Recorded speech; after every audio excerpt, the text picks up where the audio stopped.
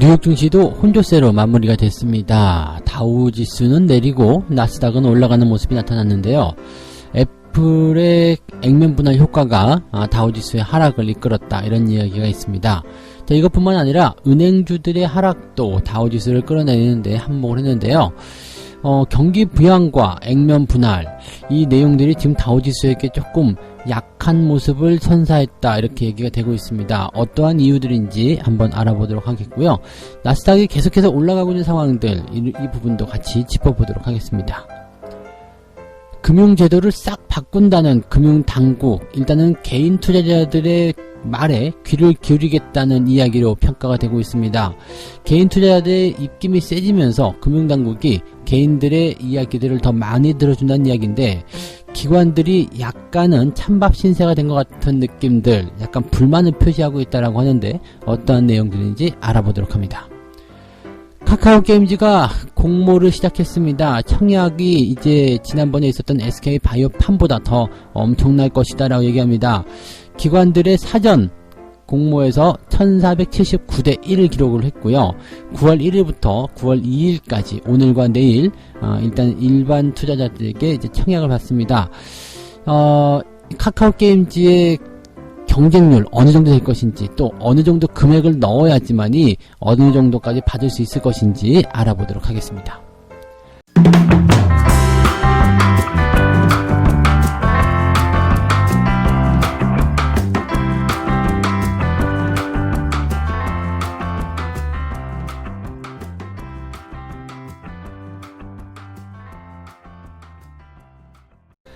네, 반갑습니다. 오늘은 9월 1일 화요일입니다. 자, 9월의 첫째 날이 또 시작이 됐습니다. 월초에는 대체적으로 이제 그 월초 시점에 들어가 있는 만기일, 특히 9월 달에는 옵션 만기일이 있기 때문에 이 전체적으로 이제 지수가 좀 가둬지는 형태 또는 약세를 보이는 경우들, 또 변동성을 보이는 경우들이 많이 있습니다. 그런 내용 때문인지 국내 증시도 약간 애매한 모습 보였고요.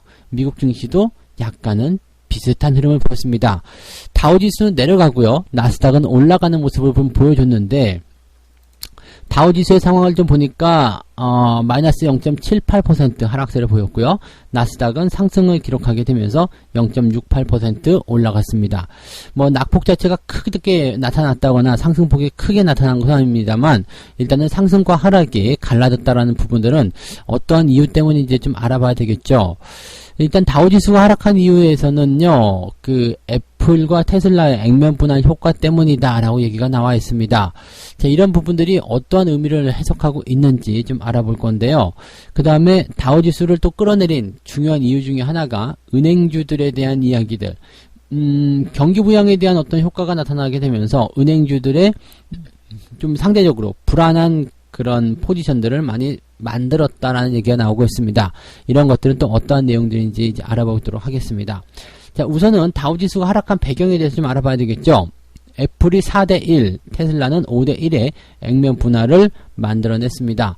그러면서 거래를 시작했는데 애플은 3.4% 상승을 했고요. 그 다음에 12.6% 테슬라는 상승을 했습니다. 그렇게 되면서 나스닥의 상승을 강하게 이끌어주는 모습이 좀 만들어냈는데, 다우지수가 하락한 이유는 뭐냐 이거죠. 다우지수는 이제 애플의 비중이 줄어들면서 지금 주가가 좀 하락했다라고 얘기가 나왔습니다.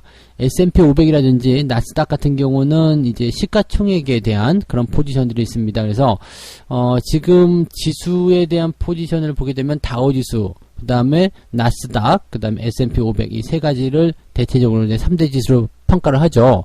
근데 이 나스닥하고요, 그 다음에 S&P 500 같은 경우는 이 시가총액에 대한 부분들을 가지고 진행합니다. 그래서 S&P 500에는 그 뉴욕 증권거래소, 나스닥 시장, 이 양 시장에 상장된 기업 중에서 시가총액이 센 500개 종목을 가지고서 지수를 평가하게 되는 거고요. 그 다음에 나스닥 같은 경우는 나스닥에 그 상장되어 있는 그런 기업들을 포함을 하게 되는 거죠. 다우지수에도 역시 애플이 포함이 되어 있습니다. 그래서 다우, 나스닥, S&P 500 전부 다 이제 그 애플이 포함이 되어 있는 상태인데, 다우지수는 이제 산정 방식이 약간 달라요. 주가에 대한 방식이거든요. 즉 주가가 높을수록 다우지수에게 기여도가 좀 큽니다. 그래서 지금 보면 이제 상장 기업 중에서 우량 기업 30개를 이제 기준으로 해서 만들어내는데 뭐 여기는 이제 애플이 당연히 들어갈 수밖에 없겠죠. 그래서 주가가 높은 상태에 애플이 있을 때는 다우지수의 기여도가 굉장히 높았는데 액면 분할을 통해 가지고 주가가 낮아졌잖아요. 그러니까 주가가 낮아지게 되니까 이제 다우지수에게는 좀 이제 영향력이 줄어들게 되는 거죠. 그래서 애플이 올라갔음에도 불구하고 다우지수에게는 큰 도움이 되지 않고 오히려 애플의 비중이 줄어들었다는 부분들이 부담스럽게 작용이 되었다라고 얘기가 되겠습니다. 자, 여기에다가 이제 은행주들까지도 주가가 하락을 하는데 중요한 영향을 좀 끼치게 됐는데요. 연준의 이제 완화된 통화 정책을 재확인하는 언사가 좀 나타났죠. 실업률이 이제 기준금리를 끌어올리는, 즉 금리를 인상하는데 영향을 주지 않을 것이다, 이런 얘기를 하고 있습니다. 그러니까 뭐냐면 저금리 기조를 계속 유지하겠다는 이야기 되는 건데요. 저금리 기조를 유지하게 되면 이제 채권이라든지 기타 이제 금리, 이제 기준 금리 자체가 낮아진 상태가 계속 유지가 되기 때문에 은행의 입장에서는 수익성이 나빠질 수밖에 없는 상황이 될 수도 있다.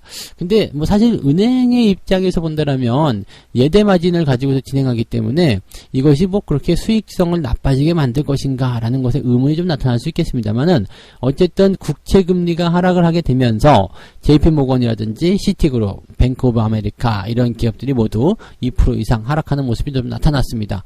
은행주들이 하락을 하게 되면서 전통적으로 이제 다우지수나 S&P 500 이런 기업들에게는 부담스러운 영향을 끼쳤다라고 되어 있습니다. 지금 이런 은행주들의 어떤 하락이라는 부분들은 뭐 완화된 통화정책, 이거 분명히 시장에 좋은 소식이 돼야 되는데 실질적으로 이제 은행주들이 하락하는 모습을 좀 만들어내게 되면서 양날의 칼이 되는 그런 형태의 모습이 좀 나타나게 됐죠. 그래서 경기부양책을 사용했음에도 불구하고 지수가 하락하는 그런 형태의 모습으로 만들어졌다라고 보시면 되겠습니다. 자, 그렇지만 나스닥 같은 경우는 계속해서 상승세를 보였고요. 그 다음에 8월 시장의 전체적인 평가, 성적표를 보게 되면 다우와 S&P 500은 각각 55%, 60%나 상승세를 보였다라는 부분이 있습니다. 그래서 3월달 폭락 이후에 급반등했던 4월 이후 가장 좋은 상승률을 기록했다라고 얘기가 나타났습니다. 일단 증시는 올라가고 있다라는 것에 좀 이렇게 뭐라 그럴까요? 확인을 해주는 그런 모습이 아닐까 생각됩니다.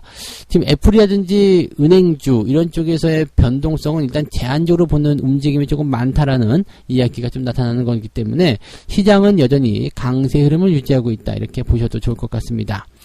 여기에다 좋은 소식 하나만 더 끼워 넣게 된다면은 백신과 관련된 이야기입니다. 지금 FDA 쪽에서요, 코로나19에 대한 백신의 3상 임상이 끝나기 전에도 백신을 승인할 수 있다라는 얘기가 나타났습니다.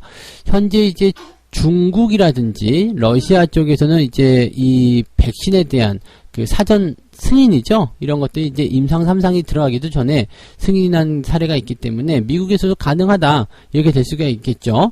그래서 지금 보면 한 신문과의 인터뷰에서 FDA의 한 국장 이런 얘기했습니다. 코로나19 백신의 위험보다도 이익이 크다는 판단이 서게 된다면 3상 임상시험을 완료하기도 전에 승인을 해줄 수 있다라는 얘기가 되어 있는데, 여기서 하나 덧붙인 게 뭐냐면 도널드 트럼프 대통령의 선거운동을 돕기 위해서는 승인을 서두르진 않을 것이다 라고 얘기했습니다. 즉 3상 임상 전에 승인을 하더라도 그것이 대선에 대한 어떤 요소는 아니다 라고 얘기를 하고 있는 거죠. 일단 3상 임상시험 전에 승인을 신청을 하게 될지 여부는 백신 개발 업체들에게 달려있는 문제이다. 그리고 이 기업들이 신청을 만약에 했을 경우에는 여기에서 FDA가 적정성 여부를 판단하게 되고 승인 여부를 결정하게 될 것이다 라고 되어 있습니다. 보통은 이제 그 대규모 3상 임상시험을 통과하고 나야지 상용 승인을 받게 되는 것과는 좀 다르게 사태의 심각성이 좀 크다 보니까 사전 승인도 가능하다라는 얘기가 나온 거고요. 이렇게 사전 승인을 통해서 뭔가 백신에 대한 기대치가 커지게 된다면 지금 현재 이 트럼프 행정부가 조금 더 힘을 받을 수 있는 상황이 벌어지게 되기 때문에 FDA 쪽에서는 약간의 고민이 좀 될 수 있겠죠. 사전 승인을 통해 가지고 백신을 뿌려버리게 된다면 선거운동을 돕는 형식이 되는 것이 아니냐, 이렇게 좀 부담을 가질 수도 있겠는데 여기에 대해서 이제 선거운동과 관련된 부분은 아니다라고 이제 선을 긋는 그런 모습이었다라고 보시면 되겠습니다. 그래서 일단은 백신에 대한 어떤 기대치가 또 조금 높아질 수 있는 상황이기 때문에 여기에 대한 상황들이 전체적으로 좀 잘 만들어졌다라고 판단하실 수 있는 부분이겠죠. 다우지수는 좀 내려가긴 했습니다만 전체적으로 투자 심리가 나빠지진 않았다라는 것이 이제 중요한 포인트일 것 같고요. 시장에는 긍정적인 이슈들이 더 많이 나와 있었다라고 보시면 되겠습니다. 두 번째 이야기 가도록 하겠습니다. 제도를 싹 바꾸겠다. 금융당국의 이야기인데요. 개미들의 사랑 이런 얘기라고 되어 있습니다. 그래서 이제 그동안 이제 기관들 중심의 어떤 제도 개선 이런 것들이 이루어졌었는데 개인들을 위한 부분으로 정책 선회를 예고했다. 이런 부분이 있습니다. 그래서 최근에 이제 금융당국이 한 조치들을 좀 살펴보니까 공매도 금지 조치에 대한 재연장 그리고 개인 투자자들을 위한 다양한 선물 끌어올리가 나타나고 있다. 이런 얘기가 나오고 있고요. 이런 상황 속에서 개인 투자자들의 그런 그 기세가 하늘을 찌르고 있다라고 합니다. 즉 개인 투자자들이 이제 거칠 것이 없이 투자를 할 수 있다. 이런 얘기가 되는 부분이죠. 얼마 전까지만 하더라도 이제 2천만 원에 불과했던 금융 비과세 혜택을 5천만 원으로 확대했다는 것도 중요한 포인트가 될 것 같고요. 또 공매도 금지를 다시 6개월 더 연장시킨 것도 이제 개인 투자자들의 요청이 계속적으로 나타났기 때문이었다라고 얘기가 되어 있습니다. 여기에다가 이제 추가적으로 개인 투자자들이 이제 금융당국에게 계속해서 요청하는 부분들이 있죠. 개인들의 공매도 활성화라든지 신용융자에 대한 금리 인하, 공모주 배정 방식 이런 부분들을 가지고서 이야기하고 있는데 이런 것들 좀 따져보게 되면 이런 어떤 개인들 요청에 대해서 그 금융위원장이죠. 은성수 위원장의 이제 그 발언이 주목을 좀 받고 있습니다. 공매도 연장에 대해서는 이제 6개월 전격적으로 연장하기로 일단 결정이 된 상황이고요. 공매도 제도를 개선해라. 개인들도 하고 싶다. 이렇게 나오니까 기회의 불공정성을 느낀다면 마땅히 개선할 것이다. 그래서 개인들의 활성화 방안을 모색하겠다라고 얘기를 좀 해놓은 상태이고요.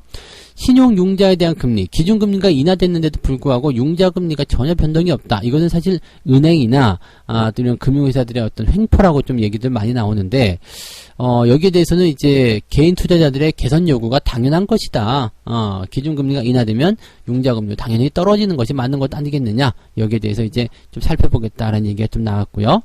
공모주 배정 방식 같은 경우는요, 돈이 많은 사람들한테만 유리한 것 아니겠느냐, 뭐, 이런 얘기가 또 있죠. 왜냐면은, 일단은 청약금을, 증거금을 많이 넣어야지만이 배정을 많이 받는 형식이기 때문에, 돈이 없는 사람들은 배정을 받을 수 있는 상황이 안 된다는 얘기가 되는 거죠. 그리고, 기관들이 이제 사전에 먼저 신청하는 것도, 마음에 안 든다, 이렇게 되어 있는데, 여기에 대해서 이제, 기관들의 우선 배정은 좀 불가피하다라고 얘기가 되어 있지만 고액 자산가에게 유리한 부분들에 대해서는 어느 정도 개선을 좀 하겠다라는 얘기가 좀 나오고는 있습니다. 그래서 여기에 대한 부분들도 어떻게 개선이 될런지는 좀 봐야 되겠죠. 그런데 일단은 요거는 뭐 자본주의 사회에서는 어쩔 수 없는 부분이 아닐까 생각되기도 하고요. 네, 그래서 그런 부분이 좀 있었고 또 개인 투자자들에 대한 평가도 일단은 개인 투자를 너무 홀대하지 마라. 네, 우리도 같이 투자하는 사람들 아니겠느냐 이렇게 되는 것에 대해서 개인과 기관의 균형을 좀 맞출 수 있는 그런 대우를 할 수 있도록 노력하겠다 이런 식으로 얘기했습니다. 그러니까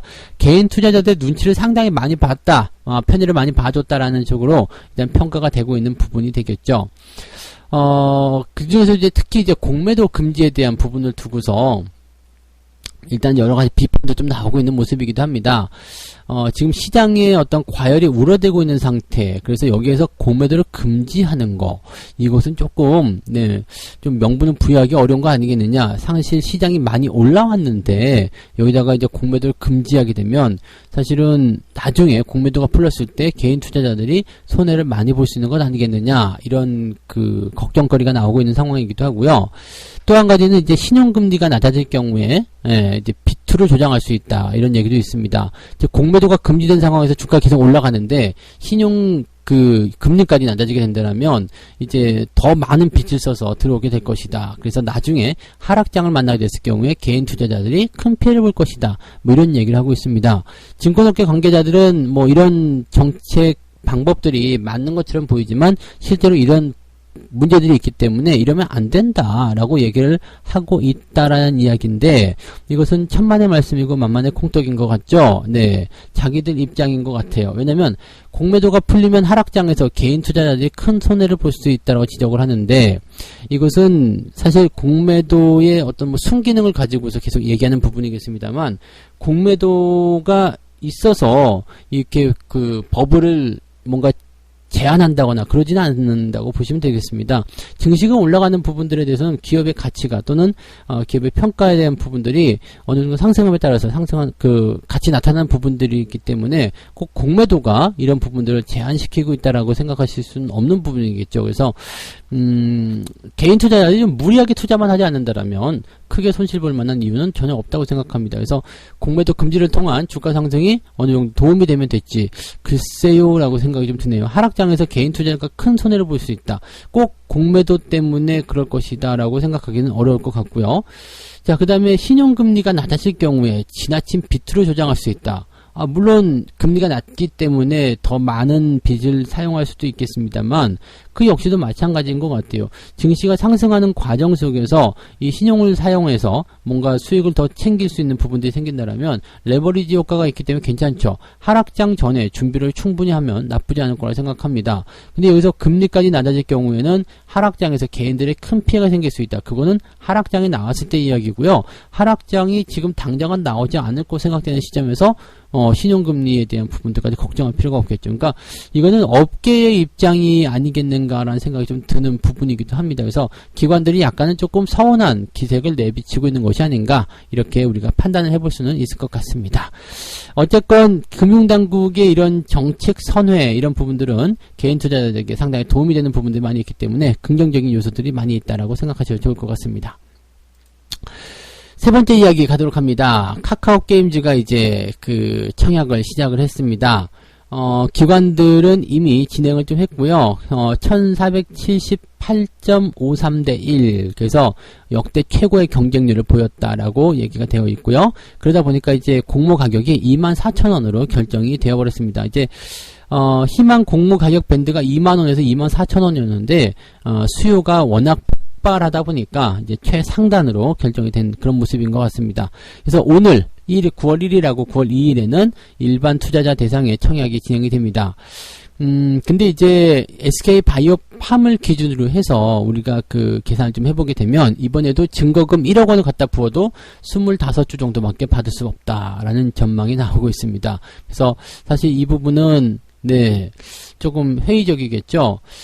지금 4천만원을 증거금을 집어넣게 되면 10주를 받습니다. 24,000원짜리 10주를 받아요. 그러면 사실 이제 4천만원 증거금으로 25만원의 그 24만원이죠. 24만원어치 주식을 받게 되는 거고, 얘가 올라가면 또 얼마나 올라가겠느냐, 이런 얘기가 되는 거죠. 그러니까 실질적으로 이제 돈을 더 많이 갖다 부어야지만이 더 많은 주식을 배정받을 수 있다라는 얘기가 되기 때문에 이 부분이 아까 전에 말씀드렸던 그 청약에 있어서 개인 투자자들이 좀 불리하다, 이런 식의 얘기였다고 보시면 되겠습니다. 근데 이거 지금 1억 원에 25주밖에 못 받는다 그러면은요, 이게 지금 24,000원이기 때문에 그 100만원쯤 되는 건가요? 네. 100만원 정도 100만원이 안 되는 거죠? 지금 24,000원이면 6, 70만원 밖에 안, 1억 원 넣어가지고 그 정도 투자금을 받는다. 이게 사실 이렇게 되면 메리트가 많이 떨어지는 거 아닌가 싶기도 하고요. 정말로 돈을 뭐 몇십억, 몇백억 갖다 붓는 상황이라면, 네, 주식을 좀 받아서 뭔가 기대치를 좀 쌓을 수도 있겠습니다만, 그렇게 하더라도 그렇게 많은 돈을 받을 것 같지는 않고요. 그러니까 사실 이제 청약에 대한 부분들이 있다고 하더라도 실제로 받아들이는 그런 뭐라 그럴까, 돈에 대한 그런 부분들이 굉장히 약할 거라 생각합니다. 소액 투자자들 같은 경우는 1,000만원 증거금 갖다 넣어도 주식을 2주밖에 배정을 받지 못하기 때문에, 이렇게 되면은 물론 증거금은 다 돌려받겠죠. 다 돌려받는 상황이지만 5만원어치 주식을 받기 위해서 1,000만원을 증거금을, 네, 이자를 써서 갖다 집어넣는다.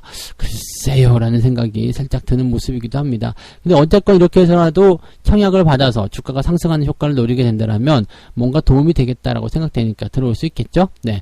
그럼 이제 청약에 대한 부분들은 어떻게 하냐면, 이제 오늘부터 일반 투자자 대상의 청약이 나타나게 되는데, 한국투자증권, 그리고 삼성증권, KB증권에서 진행이 되게 됩니다.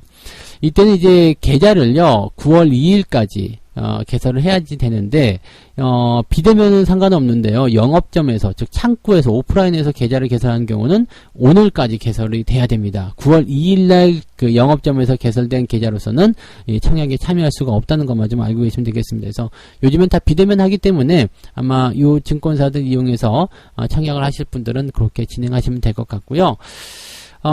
지금 이 부분 때문에 개인 투자자들에 대한 그 계좌 개설에 대한 그 부분들이 삼성증권 같은 경우는 일평균 계좌 개설 건수가 2배로 늘어났다 됐고요. 한국투자증권 같은 경우도 27% 상승했다라고 되어 있습니다. 그러니까 개인 투자자들의 관심이 좀 많이 높아져 있다라고 보시면 되겠고요.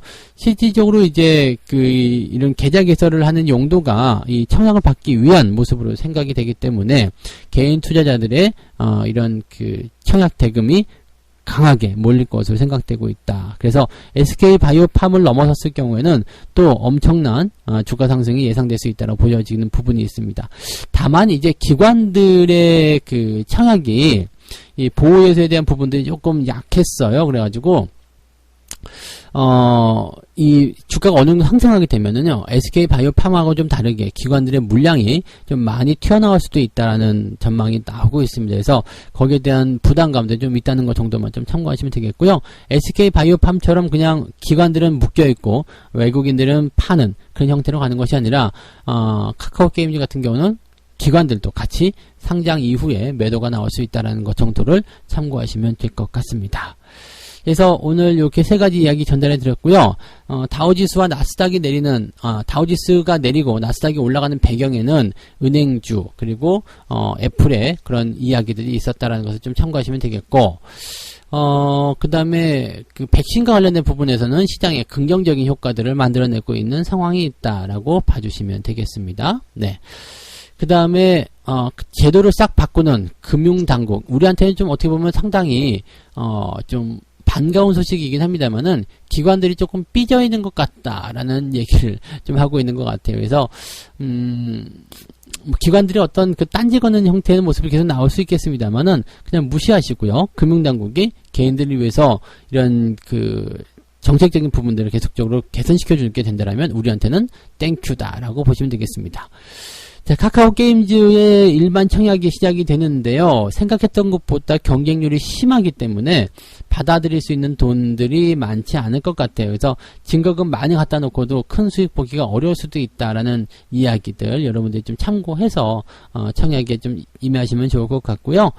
그 다음에 이 상장 이후에 기관들의 물량이 조금 나올 수 있다는 부분들도 조금은 부담으로 작용이 될 수 있다는 것 정도만 참고하시면 좋을 것 같습니다. 자, 책 한 곡지 읽고 마무리하도록 하겠습니다. 저퍼와 고배당 수익률은 대체로 같은 방향으로 움직인다. 말하자면 레코드의 앞, 뒷면을 구성하는 것과도 같다. 주가와 비교해 배당금 수준을 높이는 원동력이 바로 저퍼 구조에 있는 것이다. 그게 무슨 이야기냐면요. 이 저퍼라는 것은 일단 주가가 낮다는 것을 의미하거든요. 그러니까 주가가 낮은 상태에서라면은 같은 배당금을 주더라도 배당 수익률이 높다는 얘기가 됩니다. 우리가 이제 지금 연말 시즌에서 배당주에 관심을 가지는 이유가 거기에 있는 거거든요. 조금 일찍 관심을 가져야 된다는 것은 주가가 올라가기 전에 매수를 해야 된다는 얘기이기 때문에 그렇습니다. 근데 10,000원에 1,000원을 주는 배당 기업이 있다 그러면요. 10,000원에 1,000원이니까 10%의 배당 수익률이잖아요. 근데 만약에 어떠한 이유를 통해서 주가가 내려갔어요. 근데 배당은 그대로 1,000원을 준대요. 그래서 내가 주가가 이제 10,000원짜리니까 8,000원이 됐다. 그러면은 8,000원짜리 주식이 1,000원의 배당을 주게 되면 당연히 10%가 넘겠죠. 한 2, 3%? 한 몇 프로 정도 더 높아지겠죠. 그래서 이 배당 수익률에 대한 포인트는 거기에 있다는 얘기죠. 즉, 저퍼가 될수록 배당에 대한 고배당 수익률이 더 높아진다라는 그런 개념이 되는 겁니다. 그래서 배당을 많이 받는 기업들의 주가가 낮은 상태에 있다라면 그것처럼 좋은 곳이 없다라고 생각하시면 됩니다. 나중에는 시세 차익하고 배당 수익을 같이 챙길 수 있는 그런 중요한 요소가 될 것이다. 이제 9월 말 조금 빠르게 시작해야 될 것 같아요. 9월 말이나 10월 정도가 되면은 배당주에 대한 투자를 슬슬 시작해야 되니까 미리미리 준비해 보시는 것도 나쁘지 않겠다고 생각이 좀 드네요. 자, 오늘 여기까지 하겠습니다. 저는 장중시황 때 다시 돌아올게요. 고맙습니다. 본 방송에서 제공되는 모든 정보는 투자 판단의 참고 자료이며 투자의 최종 책임은 본 방송을 이용하는 본인에게 있습니다.